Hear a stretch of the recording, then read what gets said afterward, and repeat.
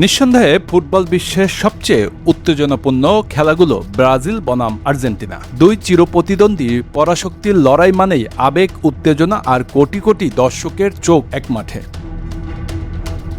চলমান টুর্নামেন্টে ইতিমধ্যেই নকআউট পর্ব নিশ্চিত করেছে লাতিন আমেরিকার দুই জায়ান্ট, আর তাতেই নতুন করে জেগে উঠেছে ফুটবল প্রেমীদের স্বপ্ন।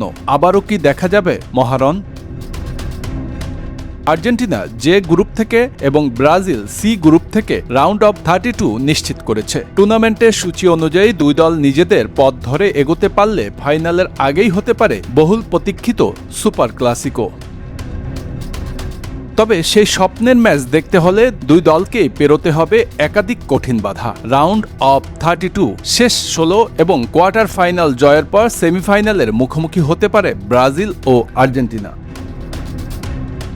বর্তমান চ্যাম্পিয়ন আর্জেন্টিনা প্রথম দুই ম্যাচ জিতেই নিশ্চিত করেছে নকআউট পর্ব। তবে গ্রুপ চ্যাম্পিয়ন হওয়ার সমীকরণ নির্ভর করছে তাদের শেষ ম্যাচের উপর। গ্রুপ সেরা হলে রাউন্ড অফ 32 এ আলবিসেলেস্তেদের প্রতিপক্ষ হবে এইচ গ্রুপের রানার্স আপ দল।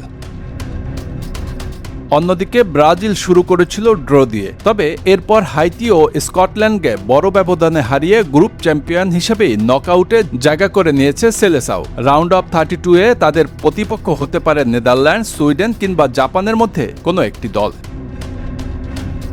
দুই দলের লড়াইয়ের ইতিহাসও সমান রোমাঞ্চকর। এখন পর্যন্ত 106টি অফিসিয়াল ম্যাচে মুখোমুখি হয়েছে দুই দল। এর মধ্যে আর্জেন্টিনার জয় 41টি, ব্রাজিলের 39টি, ড্র হয়েছে 26টি ম্যাচ। সবশেষ তারা মুখোমুখি হয়েছে 1990 সালে ইতালি বিশ্বকাপে। সেই ম্যাচে ব্রাজিলকে 1-0 গোলে হারিয়েছিল আর্জেন্টিনা।